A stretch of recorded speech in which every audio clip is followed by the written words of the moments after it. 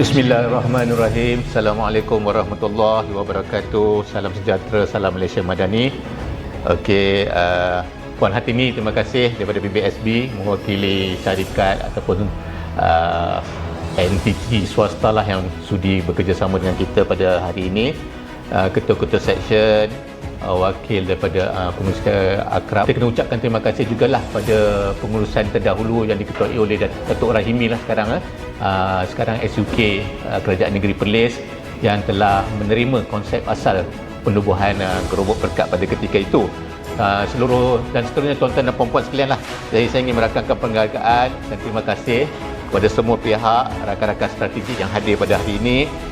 Pengurus kanan PBSB Puan Hatimi yang telah sudi untuk sama-sama meluangkan masa bersama kita bagi majlis yang kita rasa patut berbanggalah.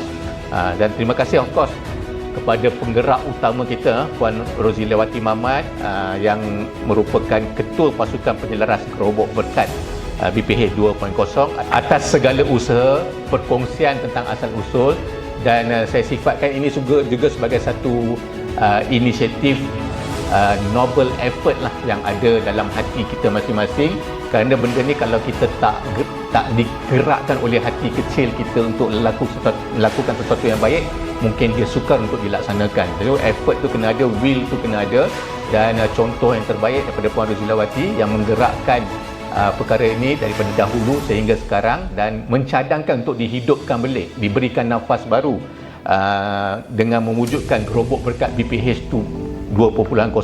Kita menyokong penuh pengoperasian gerobok berkat BPH 2.0 dan saya amat yakin dengan model baru ini kita macam 80%, 90% kita yakin dia boleh sustain untuk kita sama-sama menyantuni kumpulan rentan dan golongan warga kerja di BPH dengan lebih berkesan.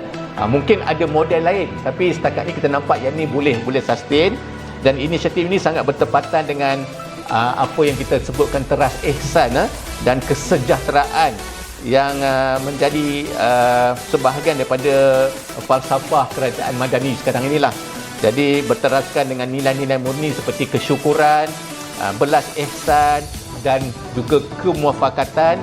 Saya yakin gerobok BPH 2.0 bukan sahaja akan membantu meringankan beban kumpulan sasaran, tetapi juga menyatu padukan kita semua di selaku warga BPH. Ini pun saya tekankan selalu tentang sifat kebersamaan, jangan berpecah belah dan bersatu dalam melakukan sesuatu perkara yang baik untuk organisasi kita. Jadi saya harap usaha murni yang dimanfaatkan akan dapat memanfaatkan lebih ramai warga BPH dan komuniti di sekelilingnya yang saya nyatakan tadi akan terus mendapat manfaat daripada program ini. Dan satu lagi harapan saya ialah benda ini tak mati di sini. Dia akan menjadi satu legasi dan saya pun mengucapkan tahniah kepada Datuk Rahimi secara personal, secara WhatsApp tentang inisiatif yang telah beliau lakukan pada tahun 2020 itulah. Jadi dia pun berbangga kerana dia kata hidup lagi dia kata. Dia pun terkejut.